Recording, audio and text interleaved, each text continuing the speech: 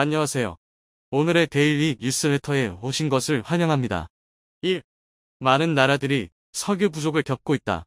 UAE와 한국의 오가 깊어진다. 3. 러시아의 우크라이나 침공 결과 밝혀지다. 한번 진실을 알아봅시다. 최근 러시아 전쟁으로 인해 석유 부족을 겪고 있는 나라들이 많은데요. 한국도 위기에 봉착할 뻔했으나 이 위기를 한국은 쉽게 극복했다고 합니다. 아랍에미리트 사막에 꽂힌 태극기가 해결의 비법이라고 하는데요. 영국 총리나 미국 대통령도 해결하지 못한 이 문제를 쉽게 해결할 수 있었던 한국의 비법에 대해 지금부터 자세하게 설명해 드리겠습니다. 도저히 합의를 보기 어려울 정도로 최악으로 치닫고 있는데요. 미국은 러시아를 경제적으로 압살하겠다는 마음을 먹고 세계 국가와 공조를 강화하고 있습니다.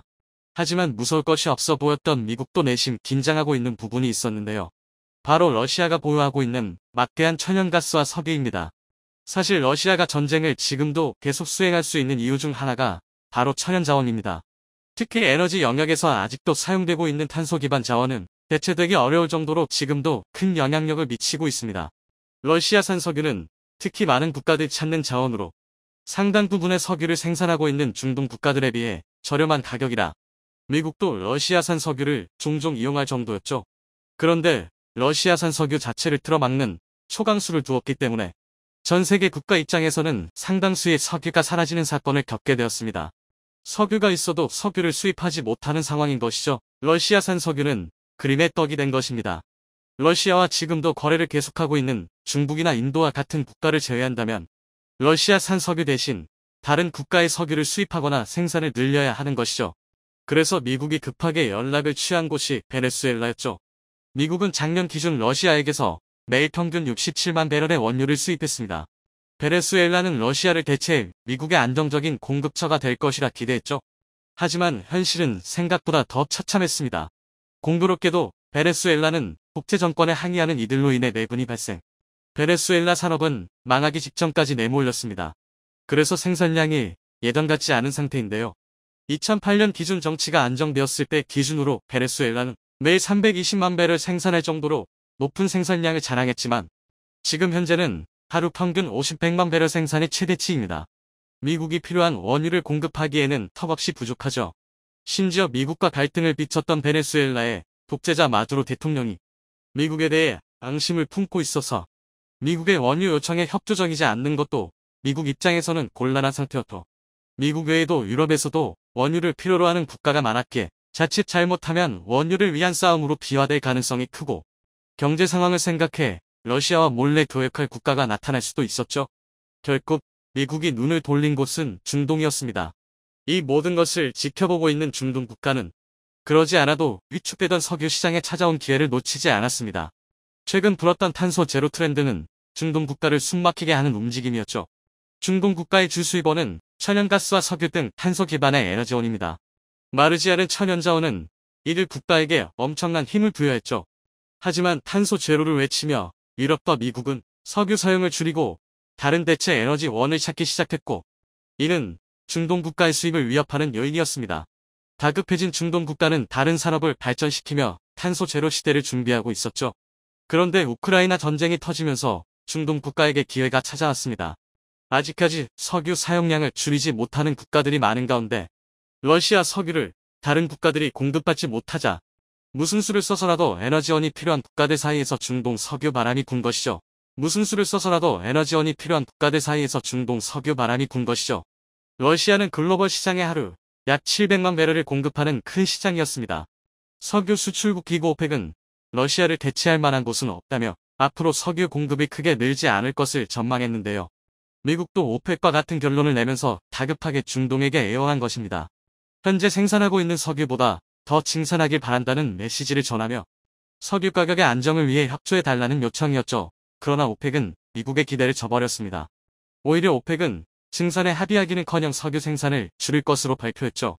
이들은 전쟁으로 촉발된 인플레이션이 석유 소비를 감소시킬 것이라고 내다보며 소비와 투자가 줄어드는 상황 속에서 석유 생산을 늘리는 건 자살행위라고 말했죠. 베네수엘라를 비롯해 다른 국가들의 원유 증산을 믿고 있었던 국가들은 또 앞으로 떨어진 자원 공급 부족에 직면하게 되었습니다. 그러지 않아도 러시아 천연가스에 많이 의존하던 유럽은 러시아 대신 수입해 석유 확보에 열을 올리게 되었습니다. 제일 먼저 나선 것은 영국이었습니다. 보리스 존슨 총리는 오펙의 주요 국가이자 증산 능력이 있는 아랍에미리트 UAE와 사우디를 잇따라 방문, 증산을 간곡히 요청했죠. 존슨 총리는 중동 왕족들과 고위 관료들을 만나며 원유의 중요성을 강조, 러시아라는 공동의 적을 위해 세계가 힘을 모아야 한다고 말하면서 원유 생산을 늘려달라는 부탁을 했습니다. 그러나 이들은 원유 생산에 내키지 않는 모습을 보이며 거절했습니다. 미국도 석유라는 목숨줄을 쥐고 있는 두 국가를 향해 협조를 요청하며 러시아 제재에 동참할 것을 권유했지만 이들 국가는 미국의 제안을 거절했습니다. 사우디와 아랍에미리트 입장에서는 통쾌한 상황인데요. 그러지 않아도 이들 중동 왕족에 대해 인권 침해국이라는 오명을 씌우며 이들에 대한 규제를 강화하려던 미국, 영국에게 복수한 것이나 다름없기 때문이죠. 심지어 이들은 중국과 러시아를 향해서도 애매한 태도를 취하며 원유에 목말라 하고 있는 국가들을 상대로 쏠쏠한 비즈니스를 하고 있습니다. 원유를 쥐고 있는 것은 중동 국가들이고 아쉬운 것은 유럽과 미국이기 때문이죠. 한국도 자원에 있어서 아쉬울 수밖에 없는 국가인데요. 하지만 이러한 줄다리기 상황 속에서도 한국은 아무 영향이 없다고 합니다. 그 이유는 증산의 키를 잡고 있는 아랍에미리트 UAE가 한국의 라피크이기 때문이죠. 라피크는 한국어로 사막의 동반자라는 뜻인데요. 둘도 없이 친한 친구, 같은 뜻을 공유하는 소중한 이를 지칭하는 단어입니다. 아랍에미리트는 한국에게만 증산을 허용하는 등 석유 자원을 마음껏 가져갈 수 있게 배려하고 있습니다. 다시 말해 다른 국가와 달리 자원에 있어서 급한 상황이 아니죠. 한국은 아랍에미리트와 각별한 인연을 이어오고 있습니다. 이들에게 파라카 원전을 제공한 것도 한국이고 지속적으로 특전사 부대인 아크 부대를 보내면서 군사 교류를 한 세월이 있죠. 심지어 한국의 우주기술까지 배워갈 정도로 UAE는 한국에게서 많은 혜택을 받았습니다. 한국도 UAE가 요청한 것에 대해 성심성의껏 도와주는 모습을 보이며 다른 어떤 국가와도 다르게 끈끈한 정을 이어갔죠. UAE가 가장 중요하게 생각하는 석유 자원도 한국에게는 특별 대우라고 지칭해도 좋을 만큼 아낌없이 지원해 주었습니다. 이를 알 수 있는 것이 할리바 유전입니다. 산유국인 UAE는 할리바 유전 개발 사업을 벌였을 때 미국과 영국 등 세계 유수의 기업이 뛰어들었음에도 불구하고 한국석유공사와 손을 잡았고 한국의 석유를 생산할 수 있게 배려해 주었습니다. 그 결과 한국은 할리바 유전에서 하루 3,000배를 생산할 수 있게 되었고 이 원유는 고스란히 한국이 이용할 수 있게 되었죠. 원래는 할리바 유전도 오펙의 감시에 놓여 생산에 제한이 걸렸으나 UAE는 특별히 할리바 유전에는 생산 제한을 두지 않는 혜택을 주었습니다. 석유 부족으로 인해 다른 국가들은 증산 요청을 해도 거부했던 석유를 UAE는 한국에게 아낌없이 지원한 것입니다. 오랜 인연을 이어온 덕분에 한국은 슬기롭게 위기를 극복할 수 있었던 것이죠. 할리바 유전에 휘날리는 태극기는 두 국가의 우정을 증명하는 지표가 되었습니다. 이뿐 아니라 방산협력에 있어서도 현재 UAE는 한국과 적극적으로 협력하고 있는데요. 이미 한국의 놀라운 방산 무기를 체험했던 UAE는 추가 무기 구입을 검토하고 있습니다. 이를 위해 UAE 국방장관이 한국을 방문했죠. 모하메드 아흐메드 알 부아르디 국방장관은 한국 UAE 국방장관 회담을 위해 한국을 찾았는데요. 2011년부터 시작된 두 국가 사이의 국방장관 회담은 올해 벌써 9회차입니다. 서 국방장관과 보아르디 국방장관은 한국 항공우주 산업 카이를 찾아 한국형 전투기를 둘러본다고 하는데요. 최근 우크라이나 전쟁으로 인해 전투기 구입에 관심을 보이는 UAE가 이번 방문을 기회로 한국산 KF-21 구입을 검토한다고 합니다. 조만간 한국 방산에 있어 좋은 소식이 들려올 수도 있는 셈이죠. 한편 한국과 마찬가지로 자원에 있어 다급한 일본 역시 사우디와 UAE 고위 왕족들을 대상으로 긴급하게 연락을 했다고 하는데요. 자원 수급과 증산을 위한 전화였다고 합니다. 기시다 후미오 총리는 러시아를 효과적으로 압박하기 위해서 각국의 공조가 반드시 필수적이라는 것을 언급하며 일본 역시도 원유가 필요하기에 도와줄 수 있는지 물어봤다고 하는데요. 그러나 대답은 영국과 마찬가지로 거절이었습니다. 오히려 본전도 건지지 못했다고 하죠. 위기 속에서 빛나는 한국의 외교. 오랜 기간 지속된 UAE와 한국의 우애가 더욱 깊어지길 바라며 앞으로도 여러 분야에서 협력을 이어가기를 기원해 보겠습니다. 최근 러시아의 우크라이나 침공 여파로 인해 전 세계가 국방에 대한 중요성을 뼈저리게 통감하게 되면서 세계 곳곳에서 한국 무기에 대한 수요가 촉증하고 있습니다. 특히 지난 23일 미국 군사 전문 매체인 디펜스 뉴스의 충격적인 보도난 직후 러시아와의 무력 충돌 가능성이 대쪽 증가한 우크라이나 인근의 주변국들과 인접국들과의 분쟁이 더욱 심각해지고 있는 중동 국가들 사이에서 한국 무기에 대한 관심과 문의가 촉중하기 시작하고 있는 상황인데요. 실제로 이번 우크라이나 사태의 여파로 인해 천궁, 현궁 등 유도 무기에 대한 관심뿐만 아니라 KF-21, FA-50 등 전투기에 대한 문의가 대쪽 증가했다고 합니다.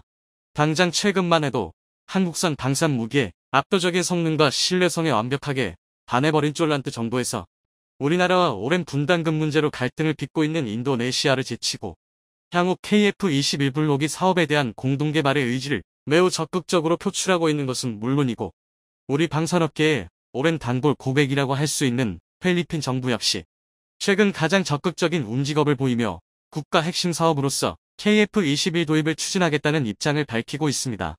이처럼 폭증하는 한국산 전투기 수요에 따라 타이는 올해 완제기 수출 예상 금액이 1조 3,160억 원 규모로 대폭 증가해 지난해 수출액인 7,659억 원보다 무려 71.8%가량 증가할 것이다 예상하고 있습니다. 여기에 더해 최근에는 예멘 내전을 겪고 있는 중동 국가들 역시 무기 구매가 시급한 상황에서 잇따라 한국 방산업계에 러브콜을 보내고 있는 상황인데요.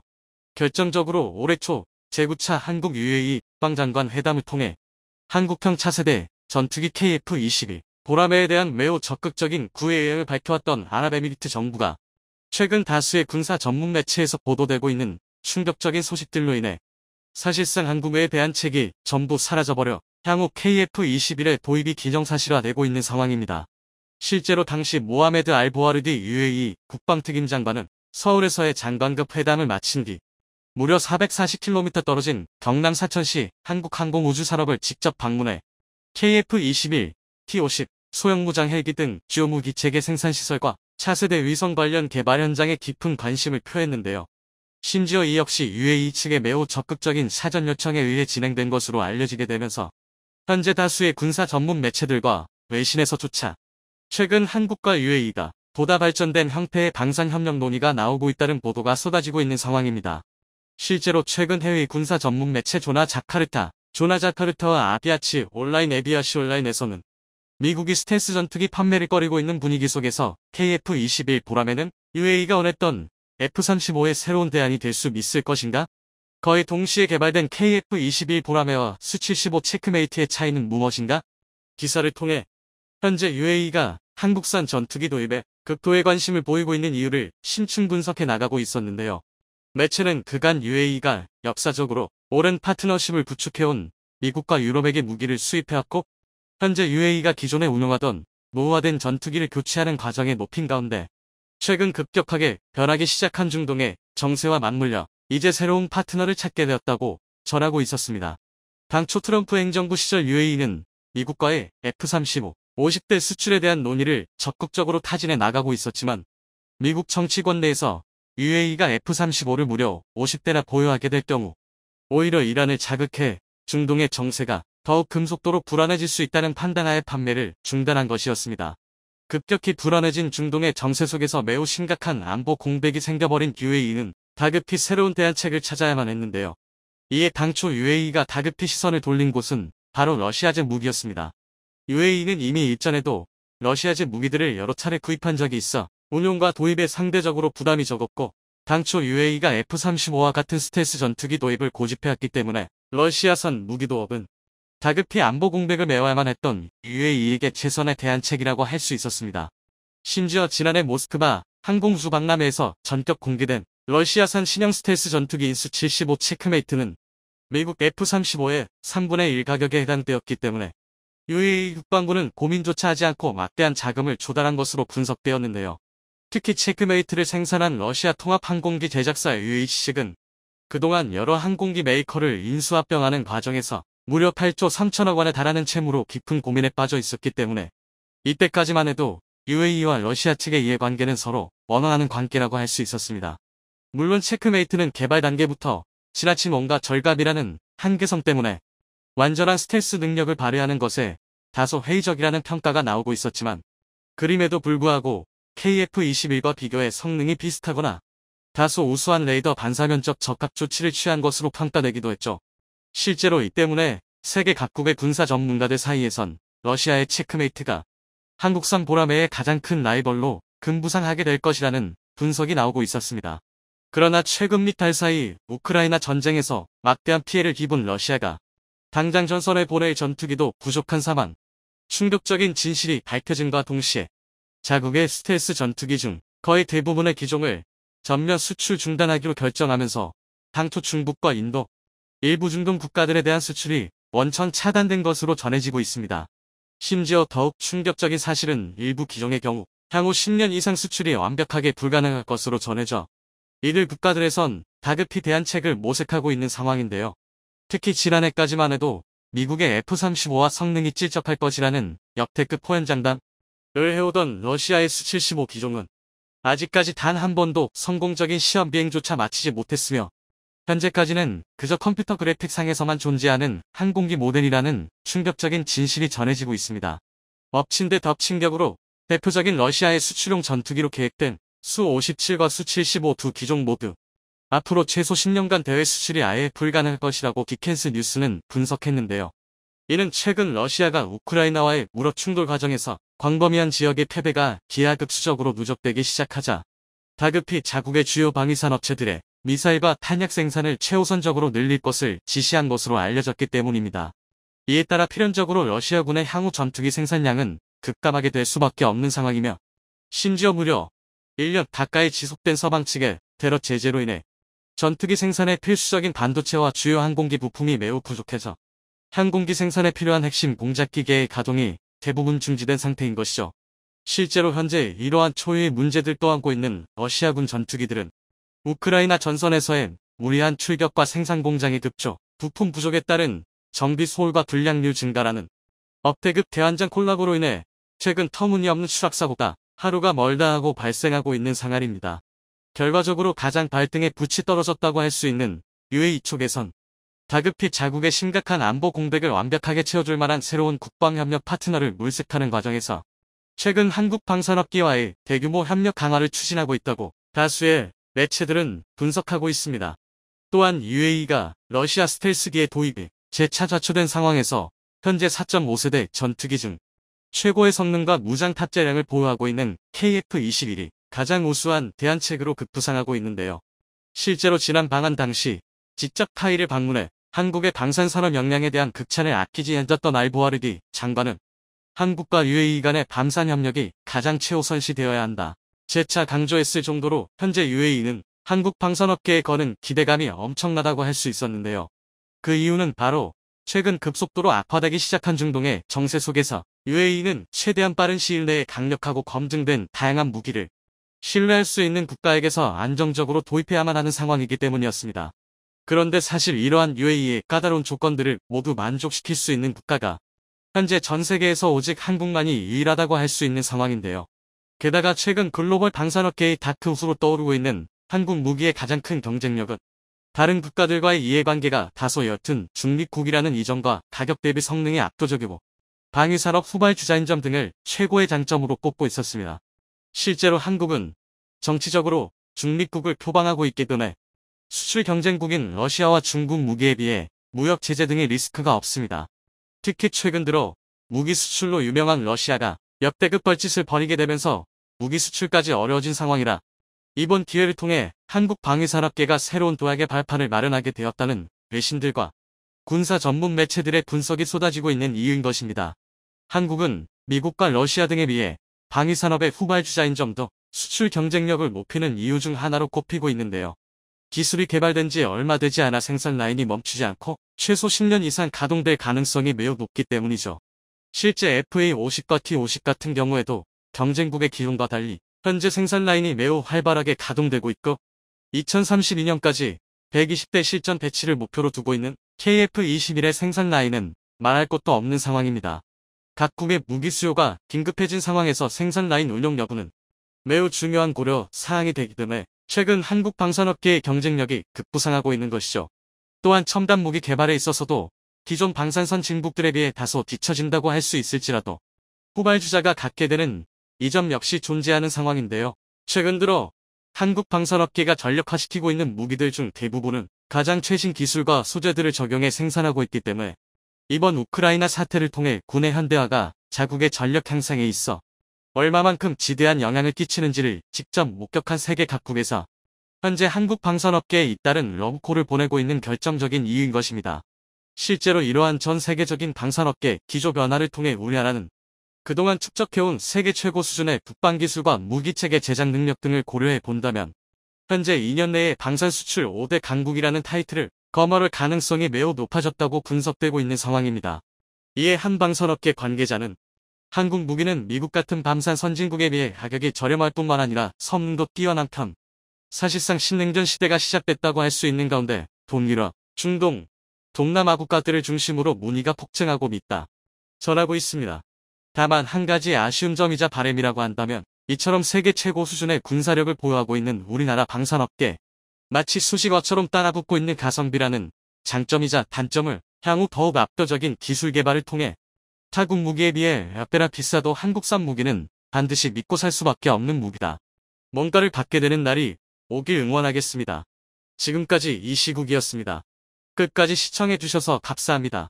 최근 미국 주도의 금리 인상으로 글로벌 경제는 물론 우리나라 가계부채와 기업들에게까지 악영향을 주고 있습니다.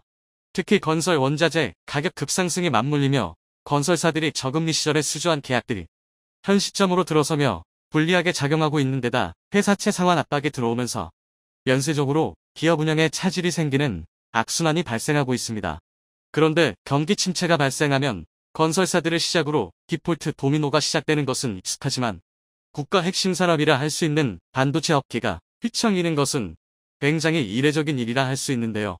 특히 건설업계의 경우는 기술 수준이나 시공 능력이 평준화되어 있는 반면 반도체 산업은 국가를 대표하는 첨단 산업이기에 부실 또는 디폴트 위험과 같은 신호가 조금이라도 나오면 국가 경제에 큰 영향을 주게 됩니다. 그런데 최근 삼성전자와 글로벌 파운드리 시장에서 치열한 점유율 싸움과 기술력 경쟁을 하고 있는 대만의 TSMC에서 반도체 경기 악화에 따른 현금성 자산의 부족과 향후 투자 감소 등 연이은 악재가 나오면서 삼성에게 파운드리 주도권을 완전히 내주게 될 수도 있다는 관측이 나오고 있습니다. 미국의 명문 터프치 대학교의 크리스 밀러 경제사학 교수는 영국 파이낸셜 타임즈와 인터뷰에서 대만 TSMC의 차세대 기술 개발 전환, 특히 3나노로의 전환이 삼성에 비해 6개월가량 뒤처졌으며 TSMC 매출의 절대 다수를 책임지던 미국의 애플에서 3나노 주문량을 최소 40% 내지 50%가량 취소하는 등 VIP 고객사들의 주문량 취소, 오더컷이 잇따르고 있다고 전했습니다. 더욱 불안한 징조는 TSMC의 파운드리 가동률이 지난해에 비해 10%가량 하락하는 등 단기간에 이렇게 급락한 전례가 없었기에 반도체 업계에 적지 않은 충격을 주고 있는데요. 물론 이런 시장 분위기는 TSMC에만 국한된 것이 아니라 같은 업종인 삼성전자에게도 마찬가지이지만 왜 삼성에게 유리한 일이 되었는지, 그리고 삼성이 보유한 천문학적인 현금과 근 10년 만에 다시 시작되는 반도체 치킨 게임이 다시 한번 나타나게 될 상황을 자세히 알아보겠으니 얼마 전까지만 해도 TSMC 측에선 역대급 실적을 기록했다는 소식이 전해지면서 파운드리 산업의 절대 강자로 군림하는 것이 당연시되어 왔습니다. TSMC 측에서 발표한 공시에 따르면 올해 3분기 매출은 대략 200억 달러에 순이익은 88억 달러로 지난해에 비해 50% 가까이 늘어난 숫자이지만 그럼에도 불구하고 캐펙스 투자 비용을 줄이겠다는 발표를 했습니다. 기존에 목표한 450억 달러 수준의 투자 지출에서 100억 달러가량 감소한 360억 달러로 투자를 감소한다는 결정인데요. 삼성대 기술 경쟁으로 투자를 아끼지 않겠다던 TSMC가 긴급하게 투자를 줄이고 현금을 확보하려는 이유가 있습니다. 11월 2일자 대만경제일보와 디지타임즈에 따르면 미국의 애플에서 TSMC 3나노 공정의 주문량을 최대 50%가량 취소하면서 내년도 매출과 현금 흐름에 부정적인 영향을 주게 될 것이란 전망이 나오고 있기 때문입니다. 미국의 애플사는 대만 TSMC 매출의 절대 다수를 차지하고 있기에 일각에선 미국이 대만을 버리는 게 아니냐는 우려까지 나오고 있는데요. 이에 반해 삼성은 지난 6월부터 세계 최초 3나노 공정을 완성하고 고객사들에게 납품하고 있지만 TSMC에서는 3나노 공정을 1년씩이나 미루면서 내년 상반기에나 상용화할 수 있다는 관측이 나오고 있는 것도 미국 애플의 오더컷 주문 취소에 한몫했다는 분석입니다. 이런 분위기는 앞으로 TSMC 경영활동에 매우 큰 영향을 주게 될 수 있는데 TSMC가 확보해둔 현금성 자산의 한계가 드러나고 있기 때문입니다. TSMC 측에서 발표한 재무제표를 확인하면 순수한 현금성 자산은 281억 달러, 우리 돈 39조 원에 육박합니다. 이것도 상당히 많은 것처럼 보이지만 모든 자본은 상대적이기에 TSMC의 최대 경쟁사인 삼성이 얼마나 많은 현금을 확보했는지 확인해 봐야 합니다. 삼성전자의 재무제표에 따르면 TSMC에 무려 4배가 넘는 140조 원의 현금을 확보해둔 것으로 드러났는데요. 이는 글로벌 IT 기업에서 뿐만 아니라 전 세계 기업을 동들어 놓고 봐도 현금 보유 탑5 안에 드는 것으로 알려져 있습니다. 기업이 가진 현금은 경제 위기 상황에서 빛을 발합니다. 앞서 말한 건설사, 부도와 디폴트들은 일시적으로 현금 흐름이 막혀도 생길 수 있지만 첨단 기업, 특히 세계 패권을 두고 싸우는 삼성과 TSMC 두 집단의 경우엔 상황이 조금 다르게 적용됩니다.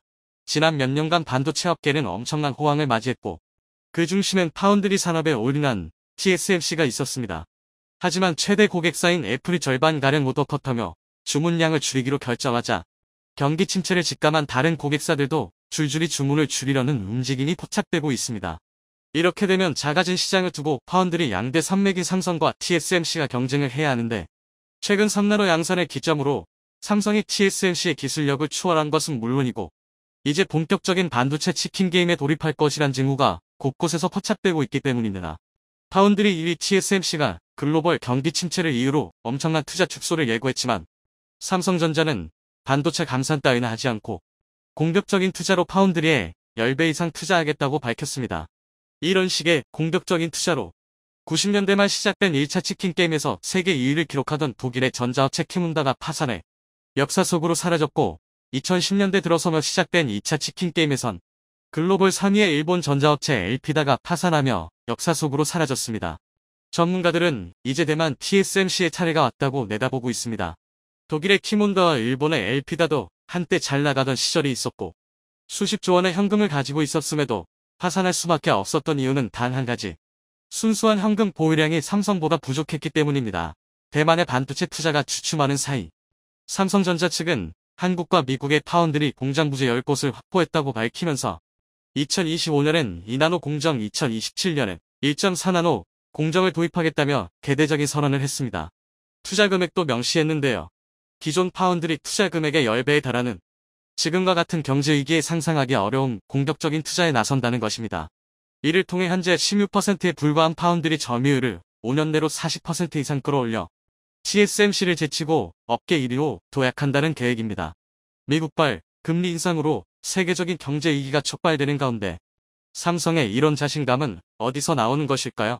이미 쌓아둔 140조 원의 현금도 있지만 한 해 평균 50조 원 이상의 순이익을 기록하는 삼성이기에 2024년을 기점으로 순수한 현금만 200조 원을 넘길 것이란 전망이 나오고 있습니다. 삼성전자의 압도적인 현금은 세계에서도 인정받으며 글로벌 신용평가 기관인 무디스에서 삼성전자의 신용등급을 AA 단계로 책정하고 있습니다. 이는 대한민국 정부와 프랑스 정부의 신용등급과 똑같은 수준이며 AA 3등급인 영국, 대만, 홍콩보다 한 단계 높은 등급입니다. 게다가 A1 등급인 일본, 중국보다는 2단계 높은 등급으로 삼성전자 기업이 얼마나 높은 신용도를 가지고 있는지 알 수 있는 지표입니다. 그런데 더욱 놀라운 점은 과거 한국 전자업체와의 경쟁에서 밀려 완전히 도태되었다가 최근 들어 다시 살아난 일본의 전자업계가 확보한 모든 순수한 현금을 합쳐도 삼성전자의 20%에 불과할 정도라고 하는데요. 파나소닉, 도시바, 소니, 히타치 등 일본의 모든 전자업계가 확보한 순수 현금은 29조 원에 불과합니다. 대만 TSMC가 가지고 있는 39조 원보다 10조 원이나 모자른 것으로 90년대 세계 1위를 호령하던 일본의 전자산업이 얼마나 뒤처졌는지 알 수 있는 대목입니다. 1차 반도체 치킨 게임으로 파산한 독일과 일본은 삼성전자의 이 같은 행보에 혀를 내두르고 있습니다. 이번엔 대만 TSMC가 자신들과 같은 처지에 놓일 것이기 때문인데요. 해외 매체에서는 삼성의 기형적인 현금 보유량을 두고 삼성은 지금과 같은 경제 위기만을 기다려왔을 것이란 표현까지 하고 있습니다. 삼성이 여타 경쟁업체들을 누르고 시장 점유율 1위로 도약했던 계기들은 전부 경제 위기가 껴있었으며 이런 경제 위기 속에 그동안 쌓아둔 현금으로 공격적인 투자와 치킨 게임을 벌여 경쟁업체가 버티지 못하고 항복하게 만드는 작전을 써왔기 때문입니다. 게다가 대만 TSMC가 삼성과 치킨 게임에서 필패할 수밖에 없는 요인 또 한 가지 있습니다. 물론 TSMC가 가진 현금 자산은 39조 원이고 삼성전자의 현금 자산은 140조 원부터 비교가 안 되는데 양사의 사업 구조 자체가 다르다는 것입니다. TSMC는 오직 파운드리 100%만 다루는 반면 삼성전자는 파운드리부터 메모리 반도체 그리고 종합 반도체 설계와 모바일 부문까지 종합적인 반도체 회사로 모든 것을 다 할 수 있습니다. 즉, 어느 한 곳에서 위기가 생겨도 다른 쪽에서 충분한 만회가 가능한 구조인데요. 파운드리 산업에 100% 올인한 TSMC의 경우는 반도체 경기가 호황이 아닐 경우 다른 사업 분야에서 손실을 채울 수도 없고 고스란히 매출 감소를 맞이해야 합니다. 반면 삼성은 파운드리 경기가 좋지 않다면 모바일이나 디렉 등 메모리 반도체 분야도 있고 다양한 사업 분야를 통해 위기 관리가 가능한 데다 종합 반도체 회사로서 원가 절감과 안정적인 재고 관리에 특화되어 있습니다. 예를 들어 주문량이 주름 파운드리 분야에서 사용하던 반도체용 소재, 장비 부품 등이 디렉과 같은 메모리 반도체에서 일부 호환되는 것이 있기에 다각도에서 위기 관리가 가능하다는 것입니다. 글로벌 경제 전문가들도 TSMC의 위기를 이야기하고 있습니다. 파운드리에 올인하면서 회사를 키울 수 있었지만 스스로 자체적인 설계 없이 매출을 일으킬 수 있는 수단이 없기 때문에 지금 같은 상황에서 파운드리 올인은 TSMC의 경영 상황을 발목 잡을 것이란 진단입니다. 앞서 말한 미국 터프치 대학교 크리스 밀러 교수가 주장한 내용의 핵심도 이와 동일합니다. 삼성보다 20년 먼저 파운드리에 진입한 TSMC의 호황기는 이제 끝나고 있고 파운드리에 뛰어든 지 5년 차인 삼성전자가 이미 TSMC의 기술력을 6개월 이상 추월했으며 지금 같은 속도면 2나노와 1나노에서도 삼성전자 기술력에게 밀리면서 TSMC의 강점이 모두 사라지게 될 것이라는 것입니다. 역사적으로 삼성전자가 경쟁업체를 한계까지 몰아갔던 적은 두 가지 공통점이 있습니다. 경쟁업체 기술력이 삼성보다 뒤처질 때, 그리고 경쟁업체가 가진 현금이 삼성보다 적을 때, 현재의 TSMC는 이 두 가지 조건을 모두 만족합니다.